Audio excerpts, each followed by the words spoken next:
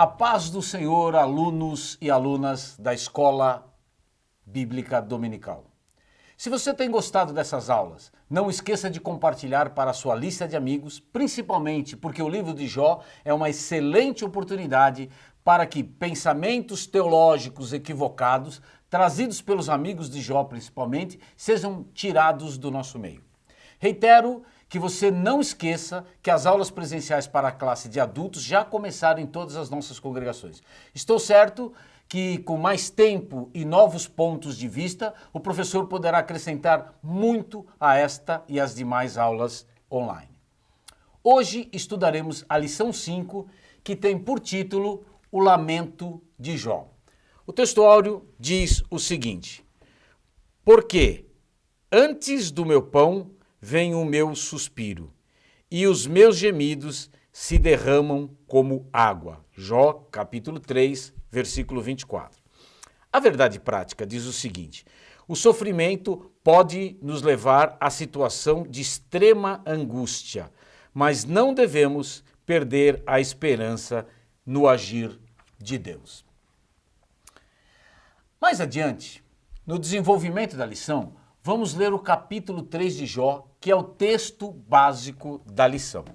Continuando no estudo do livro de Jó, relembro que na aula passada o professor Sandro Pereira ressaltou o drama de Jó, descrito nos capítulos 1 e 2, onde nos é revelado a calamidade que se abateu sobre ele, tendo as tragédias atingido seus bens e destroçado toda a sua família, e concluiu demonstrando como a saúde física e mental de Jó foi abalada.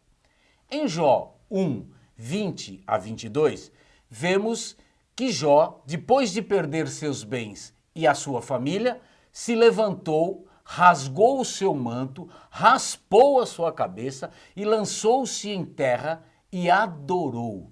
E disse: nu saí do ventre da minha mãe, e nu voltarei. O Senhor deu, o Senhor o tomou. Bendito seja o nome do Senhor.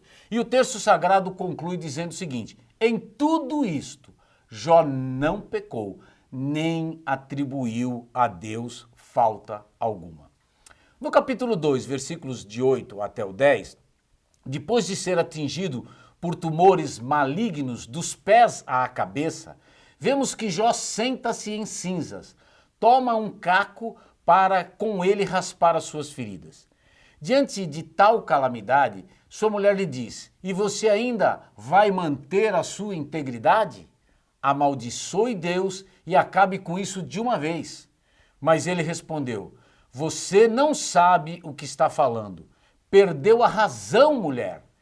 Se recebemos coisas boas de Deus, por que não receberíamos também coisas ruins? O escritor encerra o capítulo dizendo: em tudo isso não pecou Jó com os seus lábios. Nos escritos judaicos, toda vez que alguém raspa a cabeça, rasga suas vestes e senta-se em cinzas, segue-se uma lamentação.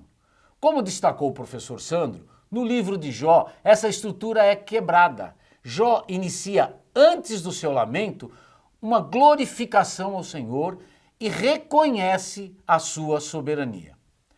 Mas teria Jó sido paciente ou impertinente? Na epístola de Tiago, encontramos a seguinte expressão: ouviste falar da paciência de Jó e sabeis qual o fim que Deus lhe deu? Está lá em Tiago 5,11. Talvez seja em função desse texto da epístola de Tiago que a figura de Jó vem sendo conhecida ao longo de toda a era cristã como a de um homem cuja paciência não pode ser abalada, nem mesmo em meio aos mais duros sofrimentos. Na verdade, e de fato, quando o apóstolo Tiago faz referência a Jó na sua carta, ele destaca mais a sua perseverança do que a sua paciência. Esse fato é claramente demonstrado pelo uso da palavra grega upomoné, usada em Tiago 5,11, cujo sentido é mais bem compreendido como perseverança e não paciência. Jó foi mais perseverante do que paciente. Ele é resignado, mas não conformado. ele está pronto a questionar por tudo aquilo que está sobrevindo sobre ele. Na realidade, vemos um Jó que profere palavras duras que nos levam a perceber que Jó não era propriamente paciente, de equilíbrio mental inigualável. Fica fácil perceber isso lendo o capítulo 3 de Jó. Quero fazê-lo utilizando a Bíblia, a Mensagem, que é essa Bíblia aqui, publicada pela Editora Vida. Ela tem uma tradução contemporânea, coordenada por Eugene Peterson, que, com base nas línguas originais, procura preservar na linguagem do dia a dia seus eventos e ideias. Diz assim o texto: apaguem o dia em que nasci, esqueçam a noite em que fui concebido. Que aquele dia seja transformado em trevas e que Deus, lá em cima, esqueça o que aconteceu. Apaguem-no dos livros, que a escuridão mais sombria se apodere do dia do meu nascimento. Seja envolto nele neblina e engolido pela noite. Que as trevas dominem a noite em que fui concebido. Risquem-na do calendário e que nunca mais seja contada como qualquer outro dia. Que aquela noite seja reduzida a nada. Que nenhum grito de alegria daquela noite jamais seja ouvido. Que os mestres em maldição amaldiçoem aquele dia. Que seja engolido pelo monstro do mar, o Leviatã. Que as suas estrelas da manhã percam o brilho e fiquem à espera da luz do dia que nunca vem. Que nunca mais vejam a luz do amanhecer, porque não impediu que eu saísse do ventre da minha mãe, que eu vivesse esta vida cheia de aflições. Por que não morri ao nascer, expirando ao sair do ventre materno? Por que havia braço para me embalar e seios para me alimentar? Eu poderia agora descansar em paz, dormir para sempre, sem sentir dores, ao lado dos reis e autoridades em ruínas, ou ainda com poderosos cheio de ouro e prata. Por que não fui enterrado assim que nasci, como um bebê abortado que nunca viu a luz? Lá o perverso não incomoda mais, e os cansados têm, enfim, o merecido descanso. Lá os prisioneiros dormem tranquilos, não acordam mais com os barulhos dos guardas. Ricos e pobres, simples e poderosos estão ali, e os escravos estão livres dos seus senhores. Por que Deus se importa em dar a luz ao miserável? Por que deixa viver uma pessoa cheia de amargura? Os que desejam desesperadamente a morte e não conseguem, os que a procuram mais que o maior tesouro do mundo, que consideram o dia da sua morte o dia mais feliz da vida? Qual o sentido da vida quando ela não faz mais sentido? Por que Deus permite que vivamos se fechou todas as saídas? Em vez de comida, só me vêm lágrimas. Em vez de água para beber, servem-me gemidos de angústia. O pior dos meus medos tornou-se realidade, e o que mais eu temia aconteceu. Meu repouso é perturbado, e minha paz está destruída. Nenhum descanso me restou. A morte invadiu a vida. Jó, modelo de fé, na narrativa em prosa, no capítulo 1 e 2, agora no capítulo 3, se apresenta infeliz. Dos versículos 3 a 10, o poético Jó faz um joguete com as palavras Leviatã e Yavé, sendo o primeiro o símbolo do caos. Jó expressa a vontade de que a terra o engolisse pelo abismo da noite em que foi concebido. Esse é aquele mesmo homem que ensina sua esposa a receber também os males de Deus. O professor Sandro Pereira, no texto intitulado Entre a Paciência e a Impertinência, os dois Jó, ressalta que, abre aspas, ao contrário do Jó paciente, nos capítulos 6 e 7, O impertinente Jó responsabiliza Deus pelos seus sofrimentos. Além disso, sente-se desiludido também com os seus amigos, aos quais ele acusa: meus irmãos atraiçoaram-me com uma tormenta, como canais de um rio que transborda. Capítulo 6, versículo 15. Mas o impertinente Jó não para por aí. Ele chega mesmo a censurar ao próprio Deus no capítulo 7, versículo 19. Jó dirige-se a Deus e lhe indaga: por que não afasta de mim o olhar e não me deixas até que tiver engolido a saliva? Jó, outrora paciente, agora se parece mais com um rebelde. O professor Sando conclui: o paciente agora se revela um impertinente. Ele trava um duro debate com seus amigos e, como dissemos, até mesmo com o próprio Deus. Jó é piedoso ou revoltado? Em uma leitura desatenta, podemos pensar que Jó parece transitar por uma linha tênue entre sua conduta, que acredita irretocável, que o conduz para a total incompreensão dos fatos que lhe atingem, e a sua crença em Deus. Mais uma vez, o livro de Jó nos ensina sobre a fragilidade e a falibilidade do homem e como o nosso Deus entende isso e continua a revelar o seu amor por nós. Eugene Peterson deixa claro: Jó sofreu. Seu nome é sinônimo de sofrimento. Ele perguntou: por quê e por que eu? Questionou Deus de modo persistente, colérico e eloquente. Ele se recusou a aceitar o silêncio como resposta. Ele se recusou a aceitar clichês como resposta. Ele se recusou a tirar Deus de sua situação difícil. Vemos que Jó não aceitou o seu sofrimento calma e piamente. Ele não deu ouvidos aos doutores e filósofos. Foi buscar uma segunda opinião. Jó apresentou seu caso diante de Deus e ali se queixou do seu sofrimento, sem meias palavras. Não é só porque Jó sofreu que ele é importante para nós. Sua importância deve-se ao fato de que ele sofreu da mesma forma que sofremos, nas áreas vitais da família, da saúde e dos bens materiais. Jó também é importante para nós porque ele, de modo perspicaz, questionou e se queixou corajosamente do seu sofrimento. Sem dúvida, ele foi ao extremo com as suas perguntas. Não é um sofrimento que nos perturba.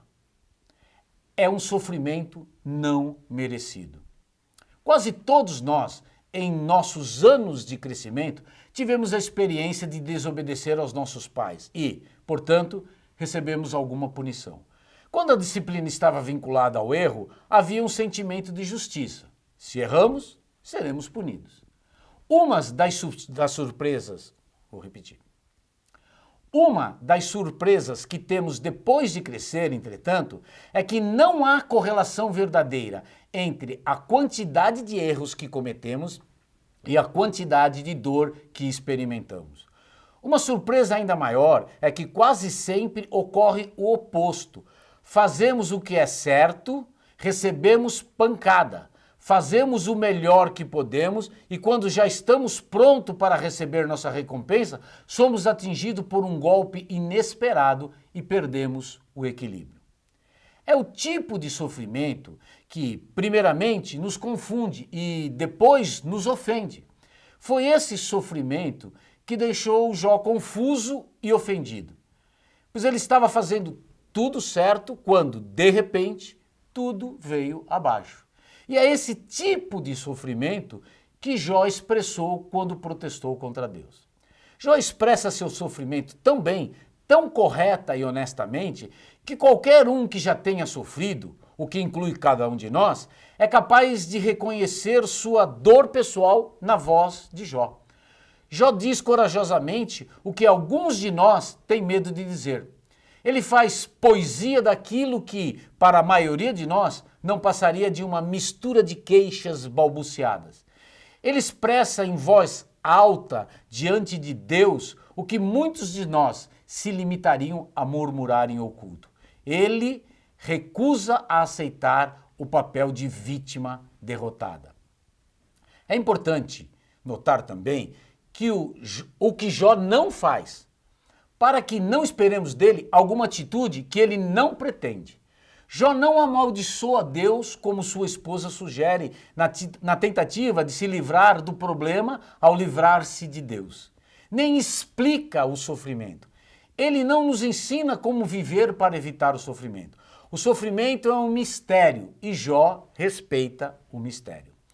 No processo de encarar, questionar e respeitar o sofrimento, Jó se descobre dentro de um mistério ainda maior, o mistério de Deus. Talvez o maior mistério no sofrimento é como ele pode levar o ser humano à presença de Deus em um estado de adoração, tomado de surpresa, amor e louvor. O sofrimento não faz isso automaticamente, mas o faz com muita frequência, bem mais do que poderíamos imaginar. Isso aconteceu com Jó. Mesmo na resposta à esposa, ele usa de refinada ironia, um tipo obscuro e difícil de verdade. Se recebemos coisas boas de Deus, por que não receberíamos também as coisas ruins? O lamento de Jó, portanto, não deve ser visto como algo escandaloso e fora de contexto. Na verdade, a narrativa, de uma forma nua e crua, mostra o lado humano de Jó. Ou seja, Jó não é um super-homem que está imune aos problemas e vicissitudes da vida. Não. Pelo contrário, Jó mostra toda a sua humanidade quando está disposto a questionar e entender os dilemas da vida para os quais ele não tem explicação. É esse Jó que tem inspirado a tantos e permitido que o sofredor, o afligido, o oprimido identifiquem-se com a sua causa. É esse Jó que o capítulo 3 apresenta. O pastor José Gonçalves, nesse livro aqui, que eu e o professor já citamos em aulas anteriores, e o livro tem por título A Fragilidade Humana e a Soberania Divina, o Sofrimento e a Restauração de Jó, apresenta uma forma muito interessante para estudarmos o conteúdo do capítulo 3, o qual eu adotarei. Ele divide o lamento de Jó em 3 perguntas. No primeiro lamento, ele questiona por que havia nascido. No segundo, por que não havia nascido morto? E no terceiro, por que eu continuo vivo? Antes de adentrarmos ao conteúdo de cada um desses questionamentos, é importante destacar que Jó, mesmo debaixo de intenso conflito psicológico, jamais pensou em dar cabo da própria vida. Para ele, suicídio nunca foi sequer uma hipótese.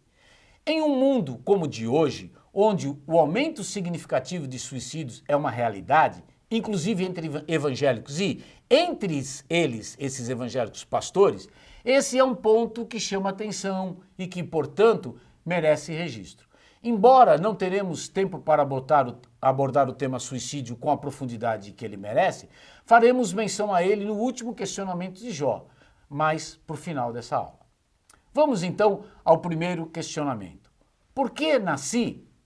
Depois de 7 dias e 7 noites na presença dos seus amigos, que nada disseram, isso está registrado em Jó no capítulo 2, versículo 13, Jó abriu a boca em um profundo lamento. Ele amaldiçoou o dia do seu nascimento. Podemos observar que os versículos 4 e 5 do capítulo 3 falam sobre o dia do nascimento de Jó, nos versículos 6 e 7 fala sobre a noite em que ele foi concebido e o versículo 10 anela pela anulação do nascimento dele. O dia e a noite, de acordo com os escritos ou crenças antigas, a gente vê isso em Salmo 19, versículo 1 a 4, seriam dotados de uma espécie de existência autônoma. Se ao menos o dia do nascimento de Jó ou a noite em que ele fora concebido nunca tivessem ocorrido, então Jó teria escapado ao caos da existência e aos resultados temíveis de uma vida inútil. Jó era um homem em conflito. De um lado estavam seus amigos representando a teologia tradicional, fundamentada numa lei de causa e efeito. O justo não sofre nem passa por adversidades. Se sofre e não prospera, é porque pecou. Por outro lado, a teologia de Jó também conflitava com a sua experiência. Ele sabia ser íntegro e reto, todavia estava sofrendo. será que Deus o teria rejeitado ou o teria abandonado? Segundo Andrés Glaszi, o patriarca sentia-se rejeitado por Deus. No entanto, em seu lamento, ele não pediu uma restituição do que havia perdido, mas buscou desesperadamente direção e coragem para viver. Por causa de sua tribulação, ele ansiava pela morte e, ao mesmo tempo, a temia. Os fundamentos ortodoxos de sua crença haviam sido destruídos. Sem sentir a presença de Deus e com grande dor, ele não encontrou motivos para viver. Ele lutou com uma aparente contradição dolorosa. A fé indicava que Deus sempre foi sábio e justo em seus desígnios. De sua experiência, a razão sugeria que Deus, em sua maneira de trabalhar, era arbitrário e injusto. Aqui estava o dilema de Jó. A sua teologia dizia uma coisa, mas a sua experiência dizia outra. Os seus amigos ainda não haviam falado, mas, sem dúvida, Jó conhecia a forma de pensar deles, que não era muito diferente da sua até então.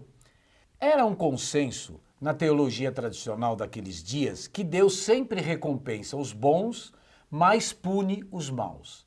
Isso ficará mais claro quando começamos a ler o debate de Jó com seus amigos, mas o que Jó estava experimentando agora conflitava com essa teologia.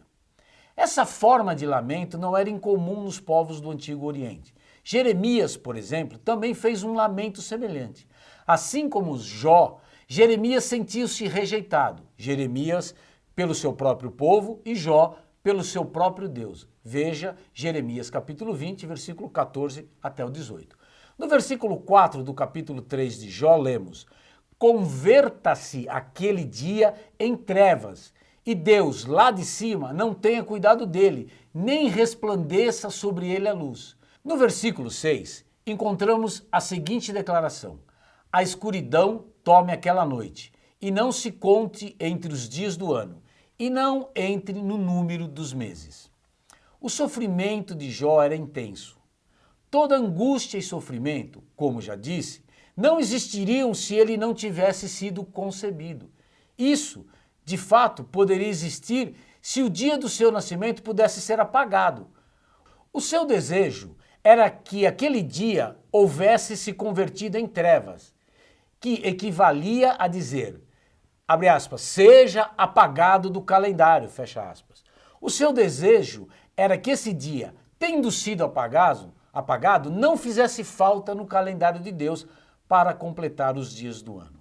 A palavra escuridão, no versículo 6, segundo Albert Barnes, não expressa bem a força do original. A palavra ofel é poética e denota trevas mais intensas do que é denotada pela palavra que geralmente é traduzida como trevas. São trevas acompanhadas de nuvens e de tempestades. Outros entendem isso como significado, que as trevas devem tomar conta daquela noite e levá-la embora, para que não se junte aos meses do ano. Mas o verdadeiro sentido é que Jó desejou ser mergulhado em trevas tão profundas que nenhuma estrela surgisse sobre ele, nem luz fosse vista. No versículo 8, Jó declara, amaldiçoem-na aqueles que amaldiçoam os dias, que são peritos em suscitar Leviatã. Isso está escrito também na versão Almeida recebida. Jó recorre àqueles que poderiam despertar o Leviatã, um monstro marinho da cultura semítica.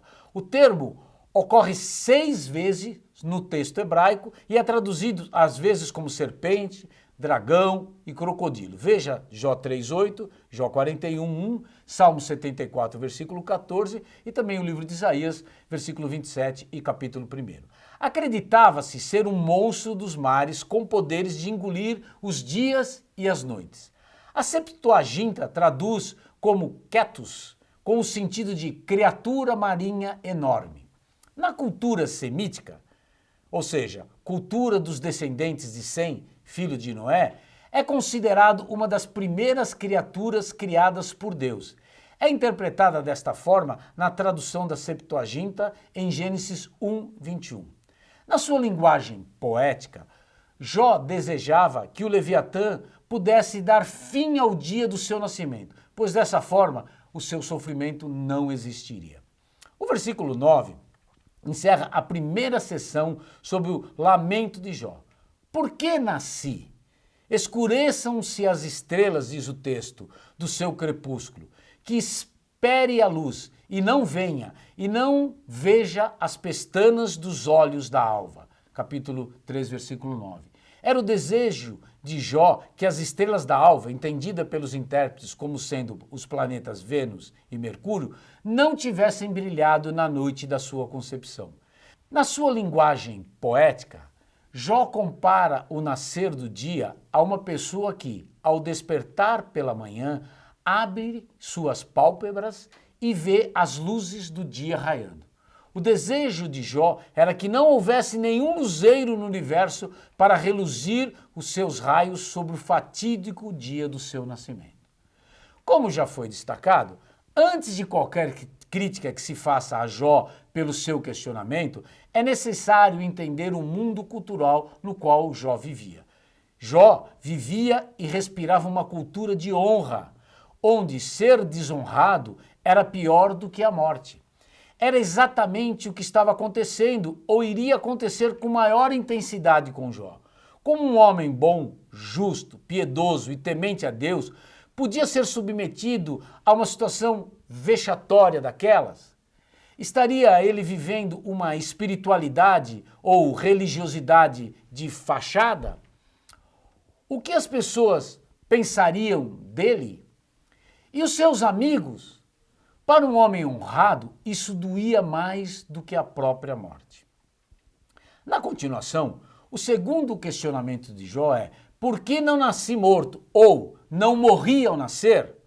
Esse trecho abrange os versículos de 11 a 19, no qual Norman Russell Champlin denomina de a inquirição, pois desse ponto em diante Jó não mais amaldiçoa, mas só questiona. O versículo 11 diz: por que não morri eu desde a madre e, em saindo do ventre, não expirei?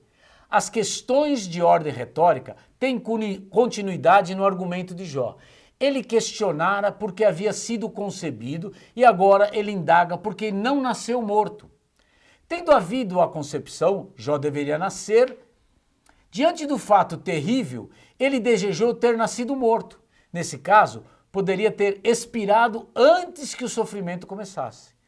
A morte hipnotiza Jó. Ele começou a olhar para a morte como se olhasse por uma mórbida ou com uma mórbida alegria. Nascer vivo e sair com segurança do ventre materno para a vida era visto como um ato especial de providência divina. A gente vê isso no Salmo 22, versículo 9. Jó desejou que aquela pequena demonstração da providência divina não tivesse operado em favor dele. Nos versículos 13 e 14, Jó questiona: por que já agora jazeria e repousaria? Dormiria e então haveria repouso para mim com os reis e conselheiros da terra que, para si, edificavam casa nos lugares assolados? Não se deve pensar aqui que Jó não tivesse perspectiva com a vida pós-morte. Em outra parte do seu livro, Jó demonstra acreditar na vida eterna. Veja, por exemplo, o capítulo 19, versículo 25. Seria melhor para Jó ter entrado no esquecimento, porquanto, afinal, os grandes homens do passado, como os reis, os poderosos, os aristocratas, os ricos, os famosos, tinham-no precedido para o doce nada. Tais homens tinham construído um nome para si mesmo, edificando cidades, feito grandes exércitos colocar-se em marcha e obtido vitórias impressionando seus conterrâneos. Eles tinham recolhido grandes quantidades de ouro, de prata, que tinham sido admirados pela massa ou pelas massas populares. Contudo, foram reduzidos ao nada e era isso o que agora já anelava Jó ansiosamente. Era como se ele estivesse dizendo: eu teria boa companhia em meu esquecimento interminável. Esta, naturalmente, é uma declaração que não faz sentido, mas, pelo menos por enquanto, era o que atraíra a mente enferma de Jó. Na verdade, Jó vê a morte aqui como um grande nivelador social. Todos são iguais no túmulo, tanto reis como príncipes e plebeus. São iguais na sepultura, não importa o que fizeram em vida. Por fim, o último questionamento de Jó. Por que continuo vivo? Esse bloco abrange os versículos 20 até o 26. Nos versículos 20 e 21 lemos: Por que se dá luz ao miserável e vida aos amargurados de ânimo, que esperam a morte e ela não vem, e cavam em procura dela mais do que de tesouros ocultos? O sofrimento faz com que o aflito e amargurado de alma desejem a morte como uma forma de livramento. Isso não é incomum em pessoas que experimentam, por exemplo, grandes dores físicas e até mesmo psicológicas. Todavia, convém dizer que querer a morte para ver-se livre da aflição é bem diferente de dar fim à própria vida. Alguns homens de Deus na Bíblia, como Jonas e Elias, desejaram morrer quando foram submetidos a grandes tensões, mas nenhum deles pensou em tirar a própria vida, pois a vida para esses profetas era um dom de Deus e somente Deus poderia tirá-la. Deus seria sempre o agente dessa ação, e não eles próprios. Jonas disse: Peço-te, pois, ó Senhor, tira a minha vida, porque melhor me é morrer do que viver. Capítulo 4, versículo 1 do livro de Jonas. De Elias está dito o seguinte: E pediu em seu ânimo a morte e disse: Já basta, ó Senhor, toma agora a minha vida, pois eu não sou melhor que os meus pais. 1 Reis, capítulo 19, versículo 4. Como eu já disse, esses homens experimentaram momentos desesperadores ou grandes conflitos psicológicos, mas continuaram lutando pela vida. O suicídio nunca deveria ser visto como um bem. Veja Atos 16, 27 e 28. Biblicamente, ele é sempre um mal. Em um primeiro lugar, é um mal para quem o comete e também um mal para os familiares de quem se suicidou. David Jackson destaca que, em toda a Bíblia, o suicídio nunca é apresentado como uma opção para o crente. Pelo contrário, é o incrédulo quem escolhe o suicídio para escapar de ser morto pelos inimigos, conforme a gente vê em 1 Samuel capítulo 31. Escolher viver enquanto se deseja morrer é uma coisa. Jeremias 8:3 e Apocalipse 9:6, você pode ver isso. Tomar a questão em suas próprias mãos é outra completamente diferente. Dado o estado mental de Jó, deve ter havido algo mais na sua compreensão da realidade que o impediu de dar esse passo. Um problema que precisa ser levado em conta em relação ao suicídio é a questão relacionada à responsabilidade moral. Não há dúvida de que o suicídio é um atentado contra a própria vida, que é um dom de Deus, como a gente vê em Gênesis 9:6. Nesse caso, parece impossível escapar-se da responsabilidade moral. Todavia, alguns teólogos, a meu ver, muito equivocadamente, parecem argumentar que não há responsabilidade moral no caso de um suicida, porque, segundo acreditam, não haveria consciência moral por parte de quem pratica tal ato. No versículo 23, Jó diz o seguinte: Por que se dá luz ao homem cujo caminho é oculto e a quem Deus o encobriu? No capítulo 1 do livro de Jó, Satanás argumentara que a fidelidade de Jó se dava em razão de uma cerca que o Senhor havia posto em volta dele. Deus protegia Jó, veja lá Jó 1:10. Agora, Jó faz uma reclamação no sentido contrário. Ele cria que estava preso dentro das muralhas do sofrimento. A angústia cercava-o em todos os lados. Por desconhecer os bastidores da tentação, Jó cria que Deus seria quem o prendera. O patriarca reclama e questiona, mas não blasfema. Os homens felizes temem a morte e ela, de súbito, derruba-os por terra quando ainda eles queriam viver muitos anos mais. Alguns homens, no sofrimento, escavam pela morte como um homem estava em busca de um tesouro, ou seja, eles desejam a morte ardentemente. Para o homem que sofre, a morte, não a vida, é o tesouro que deve ser buscado.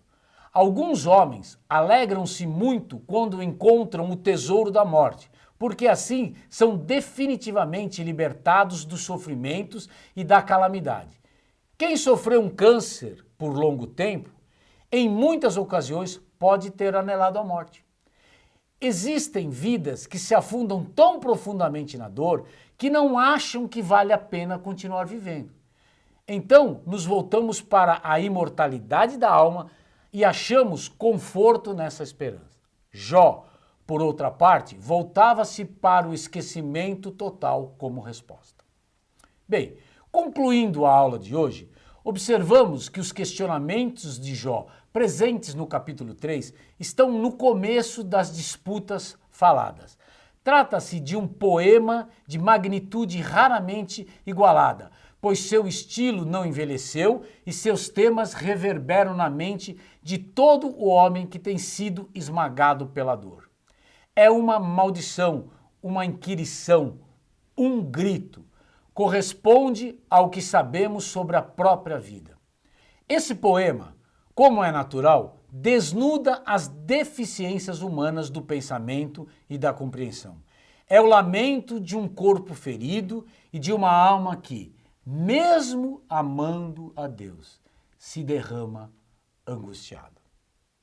Na próxima aula, estudaremos a equivocada teologia de Elifaz de que só os pecadores sofrem. Que Deus vos abençoe em Cristo Jesus.